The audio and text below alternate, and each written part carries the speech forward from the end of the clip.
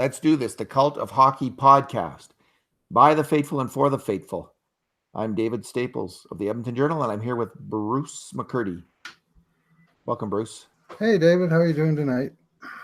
Yeah, we were just sitting together at the Oilers game there a few minutes ago, or an Yeah, hour ago. Was it a fun game? It wasn't. It was a bit weird. I was expecting not many players at the rookie camp today for the Billy Moores Cup, so I was expecting maybe a 3-on-3 full ice. right. But what they did was they had kind of a half ice game, Mm-hmm. 3-on-3, three different teams playing a half ice game, and it was interesting. I mean, I don't think it highlighted the talents of certain players like Right. Broberg and Ryan. Is it Ryan McLeod? Yeah, Ryan McLeod. Yeah. there's the other his brother. Mm-hmm.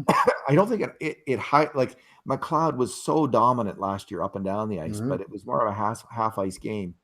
And those players who can really fly up and down the ice were less noticeable than I think they would have otherwise been.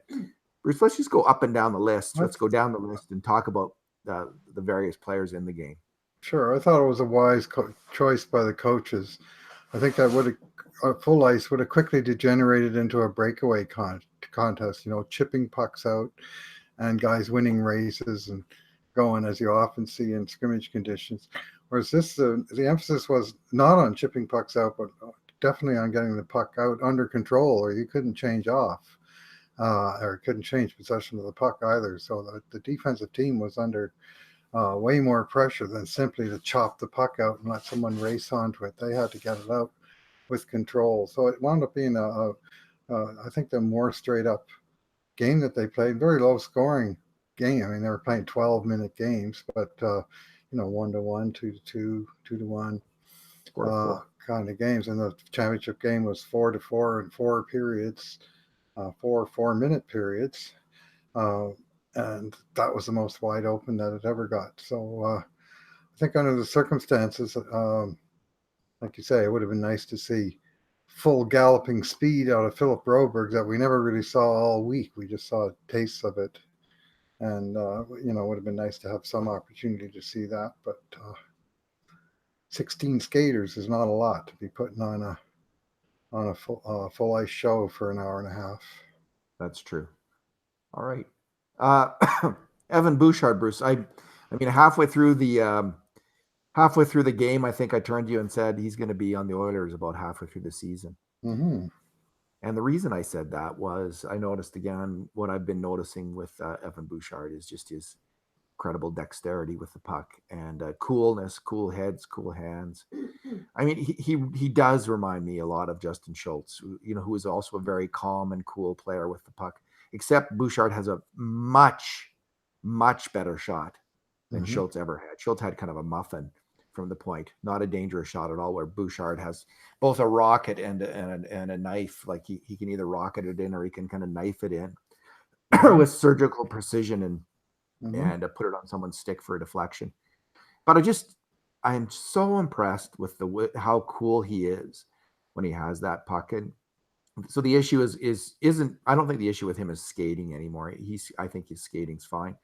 The issue with him is his defensive positioning Right. and intensity and his gap control, his knowledge, his experience defending. Mm-hmm. But I think probably by half the year he may have that down in the farm team. And so it's going to depend on how Joel Persson does up in Edmonton on running the power play and other players, Clefbaum, running the power play about his development. But man, Right. he looks like an NHL hockey player in a lot of ways. Mm-hmm. Yeah, I call him like very low panic point, eh? Love the Yeah. puck on his stick. He'll draw the checker in and then he'll make the pass by him. And you know who he reminds me of as a passer? And I say this with tongue in cheek, but only sort of. Ricky Ray, the former Edmonton Eskimos quarterback, had the ability to zip in hard bullet passes when the situation required, but also to change speeds on his passes and somehow just get the ball right in there, drop it over the receiver's shoulder at just the right timing. And the timing of his passes is exquisite. I think that's a real skill. It's not everything all fastballs all the time, right? He takes stuff off and he makes the passes easy to receive. and he gets it into the place and the right time for the guy to either skate onto it or give him an extra fraction of a second to get open. And that's an observation out of the 4 days of camp, and not so much specifically out of tonight, although I saw some of those tonight. He's obviously he's not a perfect player, and No. he is going to struggle defensively, especially if they play him too high up the lineup in Edmonton when he gets here. But if they just use him put him in the AHL to start the year, obviously, give him 40 games down there, and then go from there. And then third pairing and power play time when he comes to Edmonton for the first year or two. But if they bring him in that way, I mean. Mm-hmm. I think he can acclimate to the NHL without having the fans turn against him in such vicious fashion as they did with Justin Schultz. Too many fans did that and helped drive that player out of town through no fault of his own. He just was thrown in over his head like Caleb Jones was last year. Jones is here for a month and they got him on the first pairing. Well, what do you think is going to happen? And what did they think was going to happen with Justin Schultz? So I think they've learned. We've all, the Oilers organization, if it has a collective memory, has maybe learned not to rush defensemen. I mean, although when I hear about them buying out Sekera, I have some worries in that regard too.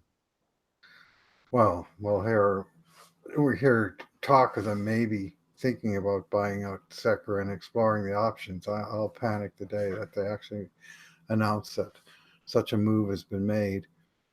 Anyway, the Justin Schultz comparison is a decent one. Of course, Schultz was, I think, 22 by the time he got here, and he was forced to play half a year in the AHL because of the lockout in the fall of 2012. And he was absolutely dominant. As soon as he got called up, it was straight into the top four. You go, Justin. We're not going to give you any time on the third pairing. We're not going to slot you in on the power play and try and shelter you a little bit. It was, we're going to start playing you 22 minutes a night right off the hop. And his partner was Nick Schultz, who was past it. Was well past his best before date. So Phil Kemp, what did you think of him, Bruce? I like Phil Kemp a lot. He's a big guy. He's a very good skater for his size. He's just a pretty good skater, period. And I liked what I saw in tonight's game that shines through in the competitive situation with scrimmage was his competitive nature and his ability to take advantage of little openings that took place out there. He's not my idea of an offensive player, but he was making things happen offensively simply by pushing the action and taking what was given to him. One play in particular that grabbed my eye was when he won a race to a loose puck and stick handled across the zone with it and then wheeled and fired a pass back to where he'd come from to a guy that was wide open in the space that he'd left behind. And that was just a slick play of a guy that had a good vision of what was going on the ice as a whole. There was one really fine Bouchard to Kemp to Broberg goal in the game, in one of the games. That was Kemp that shot that one, that Broberg tipped in? Yeah. Bouchard started it all off with an absolutely exquisite cross-ice pass to Kemp, who fired it, then cross-seam to Broberg, who tipped it in. All those game highlights, by the way, there's about a 6-minute video at the Oilers.nhl.com for people who want to see the actual plays that we're discussing, at least the scoring plays. I like Kemp as well. He's a little like, the Kevin Lowe kind of game, rugged, smart, not exceptionally fast or skilled, but has some skill and some he gets around the ice okay. We'll see. He's got to obviously get more skilled and he's got to get faster to play at the next level. And we'll see if his speed can pick up. I mean, it's going to be his skating, which is the decider for this player because he's got everything else, but I don't know if he skates well enough and he ever will. But I could say the same thing about a lot of these players. There's one big thing missing from their game right now. Yeah. So for Bouchard, it's his defensive play. For Kemp, it's his skating, and for Broberg, it's probably his reading of the game. So still just 20 years old though, Phil Kemp, and already through 2 years at Yale. So 7th round draft choices go pretty darn promising. Yeah. It'd be interesting. Like who knows? Maybe we won't even get him. Maybe he plays all 4 years at Yale and becomes a free agent. That Yeah, happens that's too. very possible. Because when you're at Yale, you don't want to leave early. You want to get the degree. As well. Probably. Michael Kesselring, Bruce. I was musing on Twitter that if you went to that game and you didn't know who anybody was, and someone said, "Hey, that the tallest, biggest guy out there." Remember what was he? 85. Mm-hmm. He's the Oilers' first-round draft pick. And if someone told you that and you watched the game, you would believe them. Yeah. You wouldn't. I think you wouldn't have said, "Oh no, there's not a chance." That's in this. This is just a scrimmage. Doesn't mean anything really in the big scheme of things, except what it means, and and what it means. It does speak a little bit about their talent right now and where they're at right now. Kesselring was skilled with the puck. He was fast. He was determined. He was smart. Like he understood the game. Like this game had certain rules. Like any game, it was its own little game, and he knew to take advantage of like the momentum swings in the game better than any other player. There was a couple times when he quickly grabbed the puck and rushed in on near breakaways because he was just more on the ball than anybody else. Smart hockey player, and good at protecting the puck, good at passing it. Man, where did they get this guy? Like I think he was like the sixth round pick last year, eh? Yeah. Yeah, and he's absolutely huge, David. I mean, they've got him listed now as 6'6", and they're saying 203 pounds, but they're also saying he put on 2 pounds or 2 inches and 15 pounds since last year, and I think he was the biggest guy in that camp, and he's just gigantic now, and just showed it played with more pace and urgency than you normally would expect from such a big guy, and pretty intense. He was pretty pissed off when his team lost in the shootout at the end, I noticed. And, just a little, just a little bit of edge there. But I don't mind edge. And I don't mind big guys with edge. And I don't mind at all big skilled guys with edge. And he's got some stuff going on. And now this is a guy who's still 19 years old and just entering college. Is he entering college this year? Yeah, he played for 2 teams in the USHL last year, scored 34 points in 66 games, much better in the second half than the first. And then he's 3 years, he's got the same birthday as Connor McDavid, but 3 years younger. So he's 19 years old and 4 years at Northeastern ahead of him, as many as 4 years. And future's wide open, but this is like Phil Kemp, I think they got 2 real players of interest that are, going to go underground into the college scene, and we're not going to see them again all year.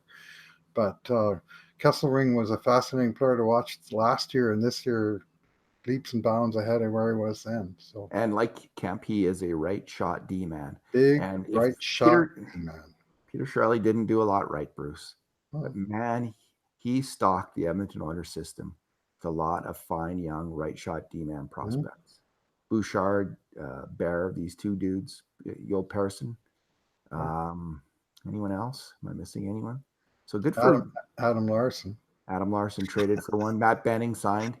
So that was a huge and glaring problem. And between that group of players, for the next 5 years, the Oilers should be kind of set.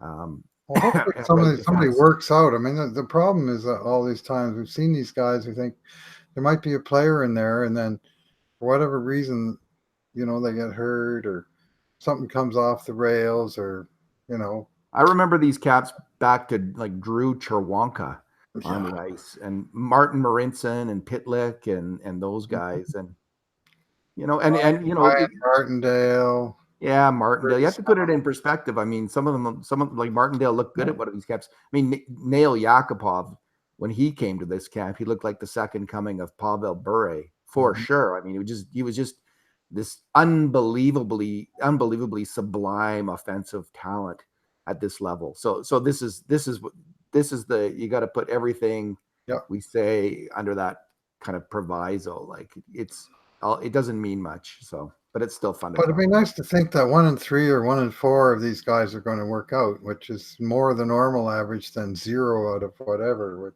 Well, Brandon Davidson always looked good at these camps, as you recall. He worked out okay. He was a good player for a while. Marincin always looked good, and he didn't really work out in the end. I mean, Martin Gurnett never He's looked played a that good. couple hundred games, but I mean, not none of those guys, not Brandon Davidson nor Marinson nor any of those forwards we just named, or Tyler Pitlick, ever really became a positive difference maker. Like they No, played some time in the NHL, but David Musil never looked good at this camp, though, I must say, and Mitch Moroz never looked particularly good. There's lots of players who were there. I think Moroz was at these camps and never looked particularly good. So it's better they look good at these camps than sure, than not. Let's put of it that course. way. Not is the worst. So the main course, the first viewing for many Oiler fans live of Philip Broberg. What did you think of Broberg?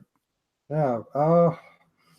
Well, I saw him, of course, all 4 days, and in each of the days, his skating just kind of jumps off the screen at you, so to speak. That he's just at another level with the skating ability and the speed. And even though we never did, like say, see him in really full flight, we just saw a little burst, kind of, blue line in tonight's game. None of this like we saw at the Linka Gretzky tournament last summer, where he starts with the puck behind his own net and he ends with the puck down in the other team's end of the ice. There just was no real call for that in the format of the drills or the thing. But the edge work and just the pace of play, very, very raw. He's got a lot to do.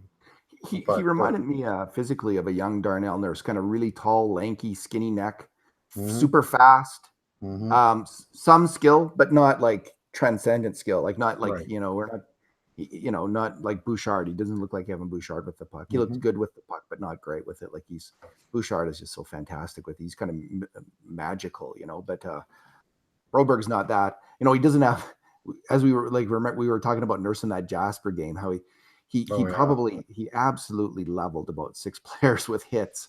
No one was hitting this game. Darnell Nurse Matthew Cairns, he was hitting. He hit 2 guys and right. put them on their butt, but he was the only one. There wasn't really a hitting format. So Broberg, good first impression. He obviously, like Nurse, is going to take some time. It's going to be 2 or 3 years before he's in Edmonton. Yeah. All right, Bruce. Cameron Hebig. Yeah.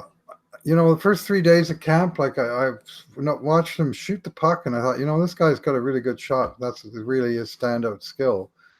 And then tonight they got in the scrimmage format, and holy moly, he was just fantastic. He had a great night, I thought. It was just all over the puck, dangling, agile, side to side, control, really used the width of the ice well, and just burned a couple of defensemen with great one-on-one moves and used that shot. I think he scored 3 times and had an assist by my probably imperfect count, but I'm pretty sure he scored 3 goals in the 3 games that his team played, and well deserved. Like he was the most dangerous, consistently dangerous forward, skater on any of the teams in this game. He's the best I've ever seen him. Last year he never really stood out at any time, and tonight it was just like, wow, where'd that come from? And that is true. Last year at the same camp, Cameron Hebig did not stand out hardly at all, but he was the best player on the ice, and it wasn't even close tonight. So he is also one of the oldest players, like you say. He's the same age as McDavid. He's 22 now, and it's a really big year for him because he was an overage junior, and then the Oilers, he came into the Oilers. So he had a kind of a great start last year in Bakersfield, and then he really tapered off. And by the end, he was sitting out lots of games, but that's not uncommon for players who. A lot of players have that kind of rough first year in the HL. Second year, they take off and they become NHL hockey players. That could happen to Cameron Hebig. It's going to be interesting because I think he's got NHL skill. Yeah. But does he have NHL smarts? And can he? I don't know if he's probably not a top 6 player in the NHL. Right. So can he develop the two-way game to be a third line or a fourth line player in the NHL? And that's the challenge for him. And he's got to kind of get his head around that. Because like tonight's game was just all offense all the time, like making moves, not passing the puck. But he has got to up the checking, the reading of the game, the back checking, the forward checking, become super solid defensively, and then also up his attacking, like get at least, probably 2 points every 3 games this year. Is that like kind of a Gambardella kind of Yeah. year? Mhm. And if he can, there's no reason that Joe Gambardella is not a better player than Cameron Hebig in terms of skill. No, So not it's up, skill, not pure skill yeah. wise. So it's up to Hebig to bring to the game what Gambardella, who's 2 or 3 years older, brought in. If Hebig can bring that this year, and I don't see why he can't, we'll see. He might have a future. Now, what we don't know is he one of these guys that one game in 10 that he's really feeling it and he's great, and then it looks like $1,000,000, and then the next night he looks like $1.75. But tonight he looked like $1,000,000, and we saw him. I don't know if at his best, but probably somewhere near his best because he really did have that puck on a string. Rafael Lavoie. Ah, yes. That was an interesting night because we saw Big the fella, eh? good and the bad, I think, of this player. Because it's like we talked about Kesselring, Bruce, reading the game so well and like reading the momentum shifts.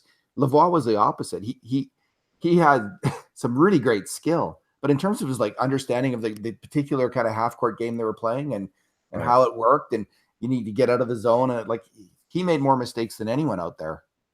I counted at least 3 times where it seemed like he had a clear path to the blue line. Of course, once you get to blue line, you pass off to a mate, and a fresh wave of your teammates comes in, where he just fired kind of a hope pass, in the air to some teammate at the blue line. The guy had no hope in knocking it down, and by the format, that meant they didn't clear the zone successfully. They had to stay out there and defend, and it just didn't seem like he clued into the fact that, no, you got to get your head down and either carry that puck out or make a soft, safe pass to an open guy that he can do it.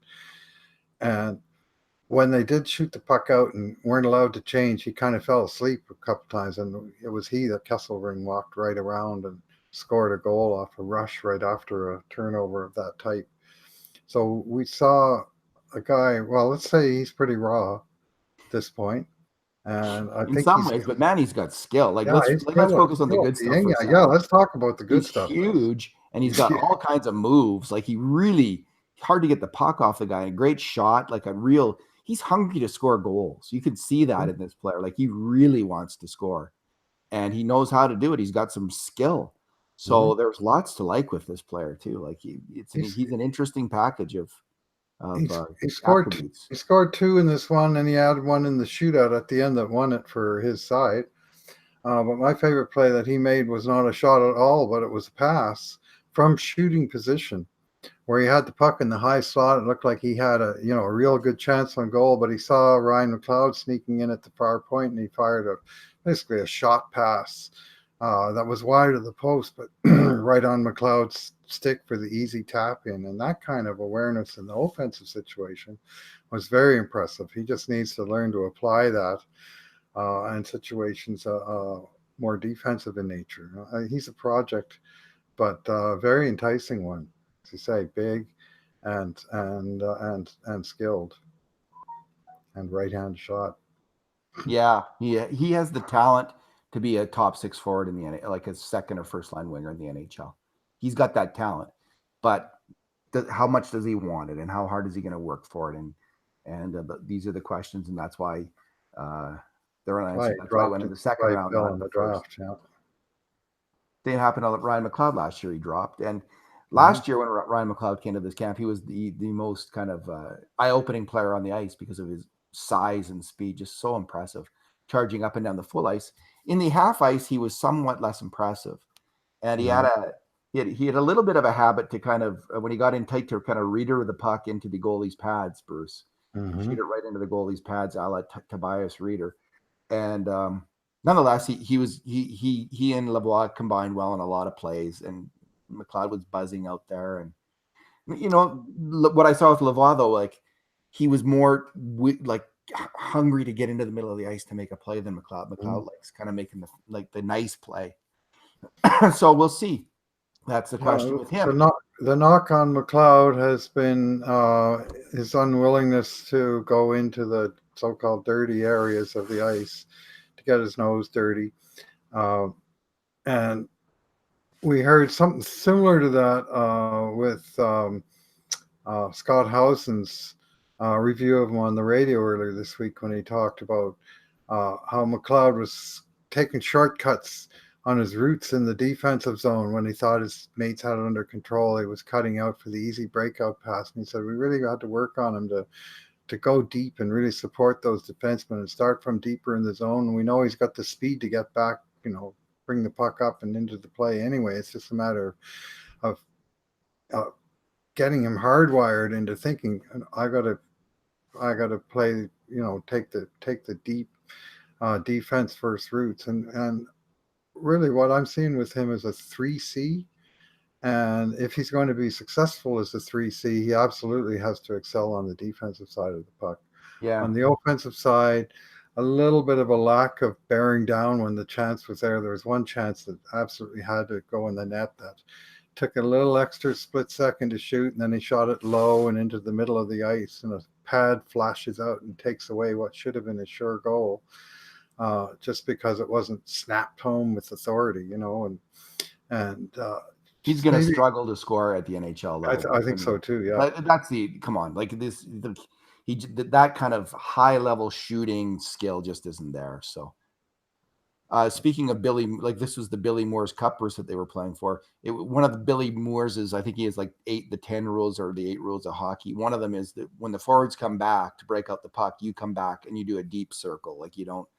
You come back way back in your own, and then you build up speed, and that's what they're talking about with McLeod. Yes, he wasn't doing that. So that's why Billy Moore's is such an integral figure in the Oilers' history, is because he was a technical hockey wizard from the Clare Drake School, and he taught a generation. He taught McTavish a lot about hockey, taught all these guys a lot about hockey, and that's why the Cup's named after him. And Billy Moore's is a very kind and generous man, and I can attest to that myself. He took time at one point, both Clare Drake and Billy Moore's sat down and watched hockey games with me. We grade scoring chances. Right. And part of my learning was sitting down with these two hockey greats and going over a lot of scoring chances and hearing what they thought about them. Like, what should happen, what shouldn't happen, who's to blame, who isn't to blame. So I'm grateful to Moore's myself. So. Yeah, I'm glad to see, even though he's no longer with the team, that they kept the tradition of this little token. I mean, it's obviously a minor thing, a development camp thing, but they still got his name associated with it, and that's fine by me. I'm a big fan of Billy Moore's. Let's leave it there, Bruce. Thanks for talking tonight. All right. Thanks for listening, everyone. And in the meantime, and in between times, this has been another edition of the Cult of Hockey podcast.